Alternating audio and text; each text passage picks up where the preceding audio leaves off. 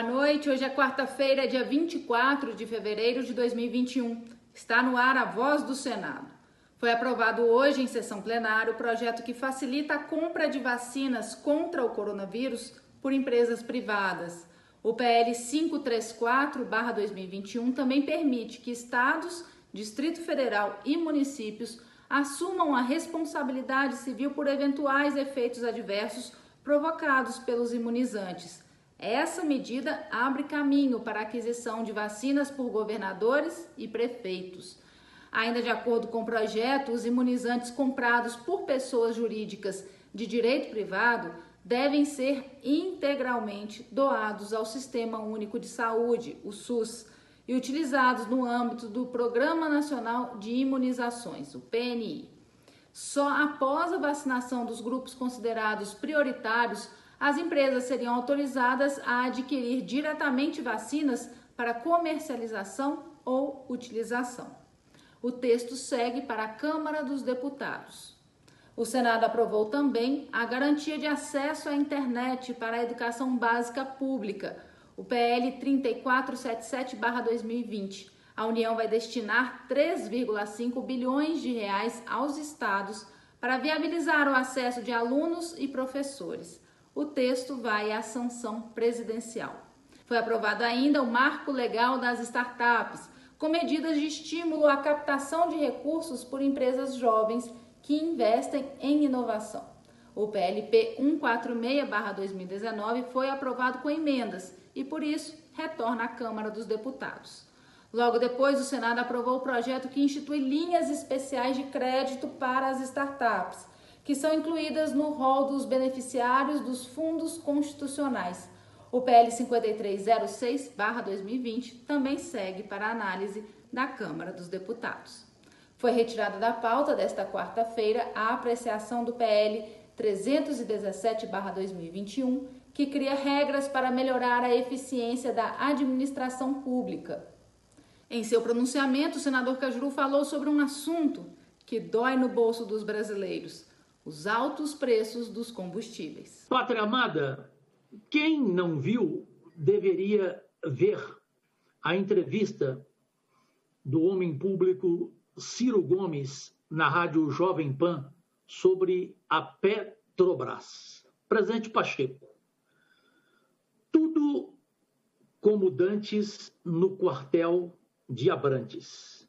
A expressão nascida no período em que Napoleão ordenou a invasão de Portugal, sempre cabe quando falamos do Brasil. Parece que aqui o tempo corre e nada acontece.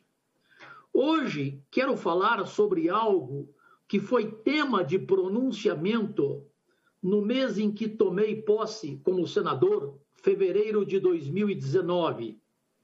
Em 2020, voltei ao assunto, e também em fevereiro.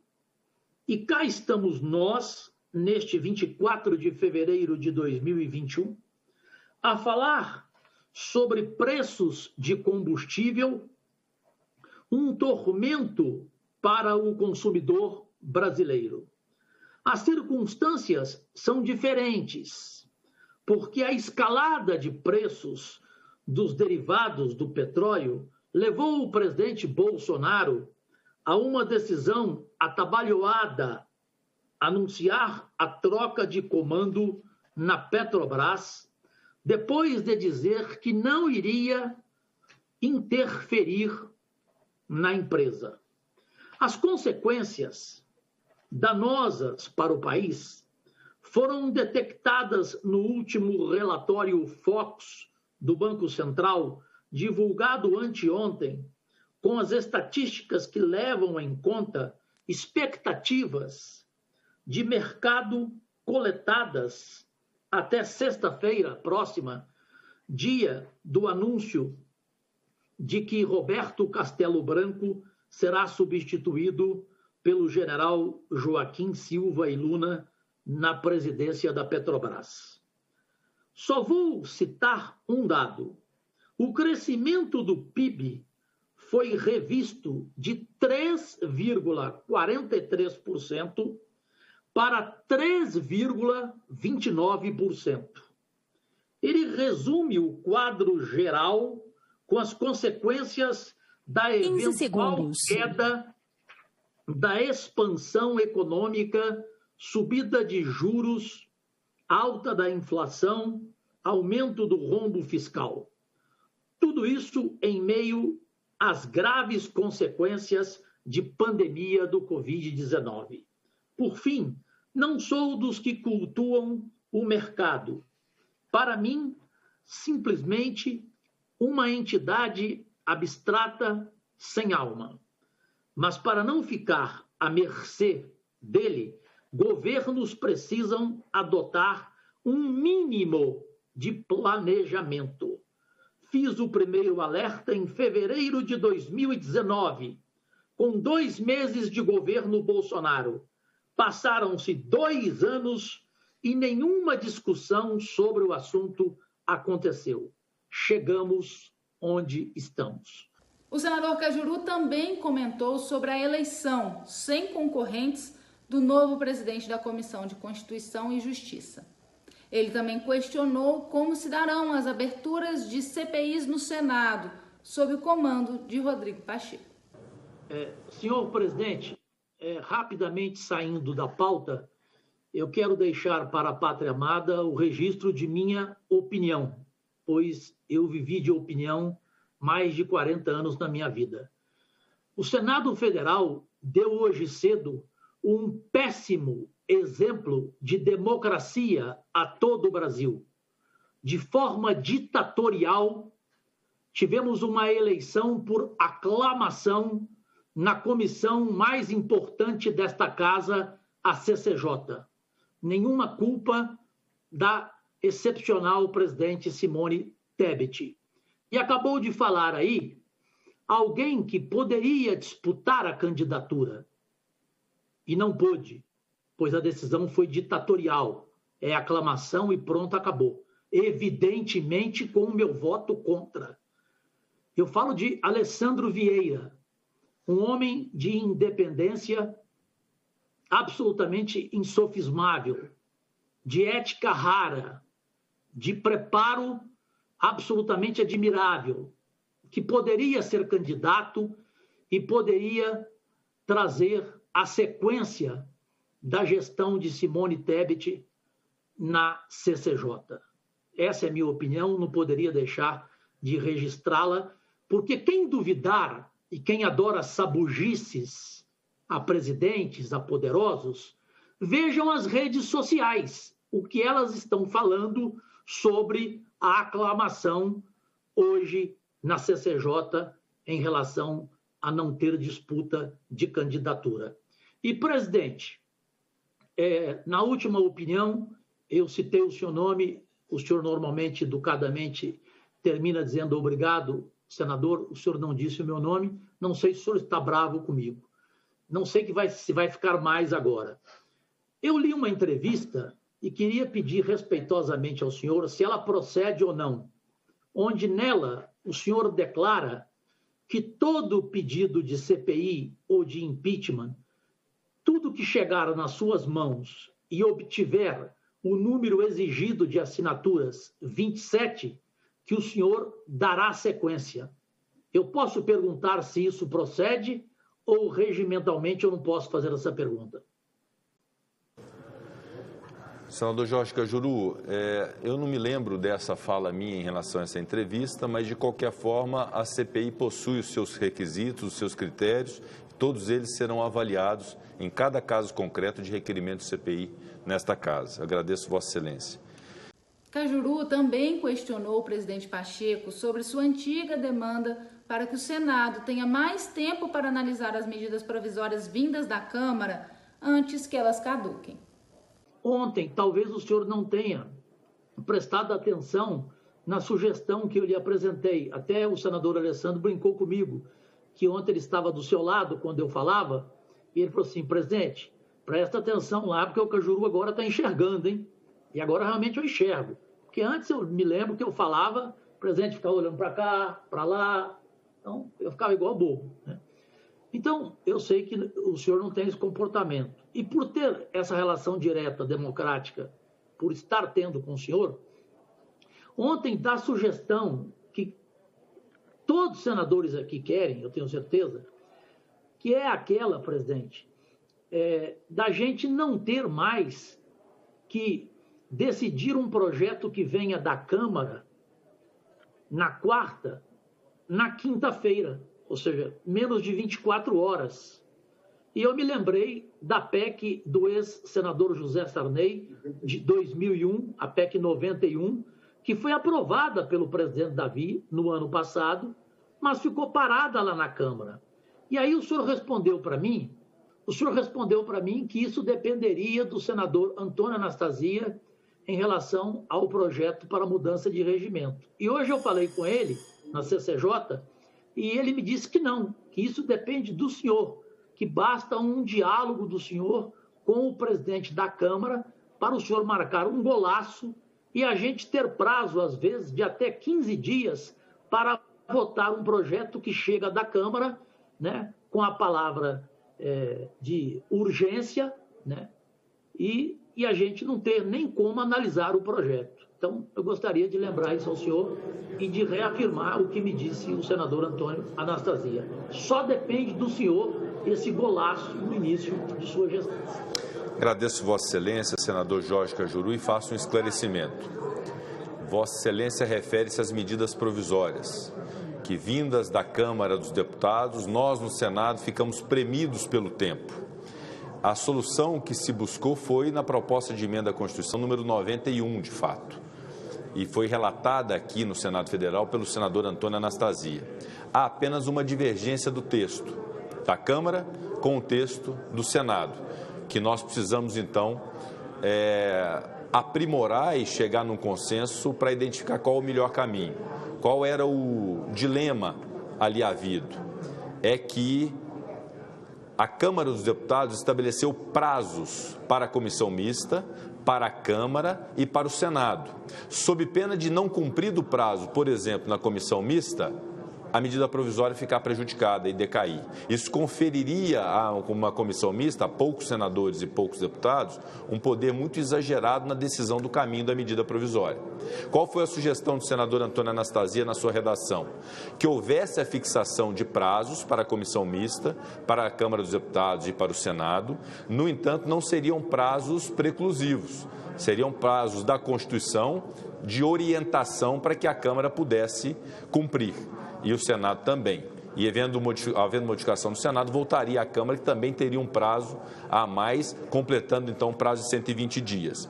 Então a opção do senador Anastasia e do Senado foi de estabelecer esses prazos, no entanto, sem que prejudique a medida provisória se deixar de cumprir o prazo por qualquer uma dessas instâncias. Qual a dificuldade disso? Porque se estabelecer prazo sem haver uma sanção, sem haver uma consequência, acaba também gerando o mesmo problema. Admitamos que a Câmara não cumpra o seu prazo, necessariamente virá para o Senado Federal também o Senado premido pelo tempo de igual forma. Então, por isso que nós estamos buscando, senador Cajuru, com o presidente da Câmara dos Deputados, Arthur Lira, uma solução que seja uma solução de mediação e de compreensão. E ainda ontem, na reunião que tivemos com o presidente da República, Jair Bolsonaro, que veio trazer aqui a medida provisória de início da capitalização da Eletrobras, eu inclusive pontuei na minha fala essa necessidade da Câmara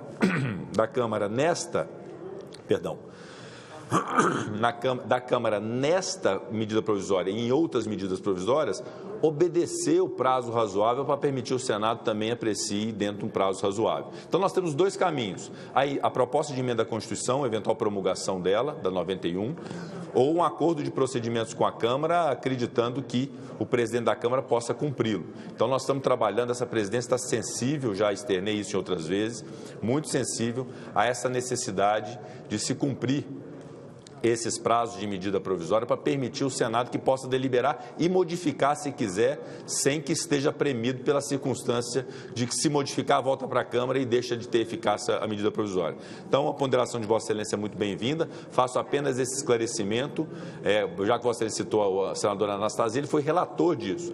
O que eu disse sobre mudança de regimento foi um outro assunto completamente diferente que Vossa Excelência abordou, que foi a questão do direito à réplica nas falas dos senadores, que aí sim o sugeri que o senador Antônio Anastasia, ouvindo a advertência de Vossa Excelência, pudesse adequar num projeto de resolução de modernização do regimento. Também é um objetivo nosso, junto com os demais senadores e senadoras. Mas são dois assuntos diferentes, ambos com um ponto comum, que é o nosso unânime senador Antônio Anastasia. Por fim, o senador Cajuru reclamou que sofre uma espécie de boicote no Senado e pediu para que seus projetos entrem em pauta. Eu nem queria falar sobre isso hoje, não. Eu tinha até pedido a minha assessoria para enviar ao senhor, respeitosamente, uma carta individual, evidentemente. Mas não tem por que isso ser público. Talvez o senhor não saiba. Eu não sou melhor do que ninguém aqui. Também não sou o pior. Como dizia Clarice Lispector, eu sei exatamente o meu tamanho. Nem para menos, nem para mais. Exatamente o meu tamanho. Mas para informar ao senhor, eu sou campeão de proposições do Senado, propostas e PEC.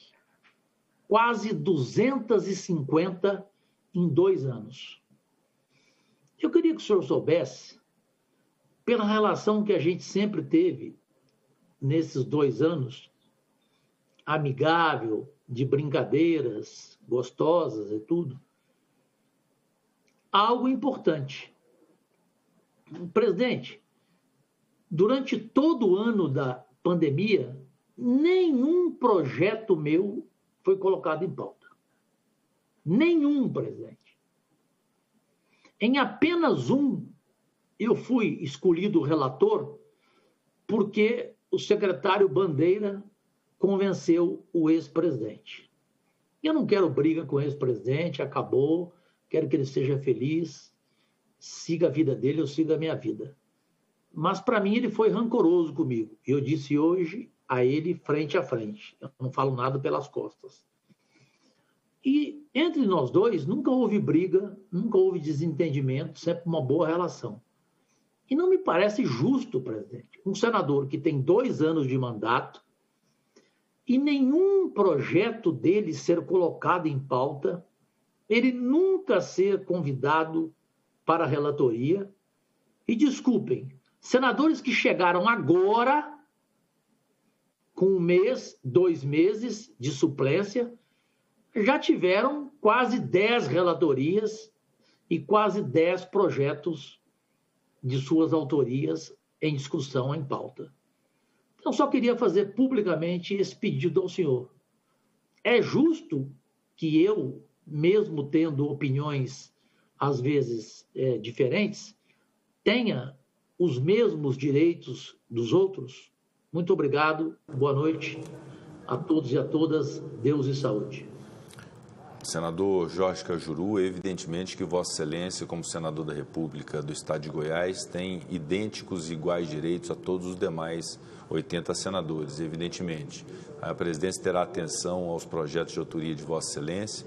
Solicito apenas que Vossa Excelência possa ter esse mesmo diálogo com o líder do seu partido, para que o líder possa posicionar no colégio de líderes as preferências. Tem funcionado assim, a gente tem buscado atender as lideranças, os pedidos, obviamente avaliando também, porque é uma prerrogativa do presidente, a pauta, mas nós estamos buscando democratizar o máximo possível, porque entendendo de fato, todos os senadores são iguais, todos os senadores têm percepções de vontade de ajudar o país. Então, Vossa Excelência, através do seu líder, pode fazer essa reivindicação e nada impede também que faça diretamente à presidência as solicitações de pauta, haja vista que, insisto, é uma prerrogativa da presidência. Os senadores ainda aprovaram vários textos de acordos internacionais na área de serviços aéreos entre Brasil e Arábia Saudita, na área de segurança entre Brasil e República Dominicana, para a eliminação de dupla tributação em relação aos tributos sobre renda e prevenção contra evasão e elisão fiscais entre Brasil e Emirados Árabes, Brasil e Singapura e entre Brasil e Suíça. Foi aprovada ainda a contratação de empréstimo entre a Cooperação Andina de Fomento e o município cearense de Iguatu, para financiar parte de um programa de infraestrutura regional. Todas as propostas vão à promulgação. O governador do Distrito Federal, Ibanez Rocha, ameaçou fechar a divisa entre o DF e Goiás, afirmando que é necessário que o governador do estado vizinho cuide da população do entorno do Distrito Federal. O motivo seria o elevado número de pacientes com Covid-19 em busca de atendimento médico e a falta de leitos de UTI. O senador Cajuru questionou. O governador do Distrito Federal, Ibanez. A declaração que ele fez foi muito infeliz. Ele querer romper a fronteira do entorno com o estado de Goiás, como se o governador Ronaldo Caiado fosse o culpado em função da saúde, não só do entorno, como de todo o país. Uma ótima noite, até amanhã. Agradecidíssimo.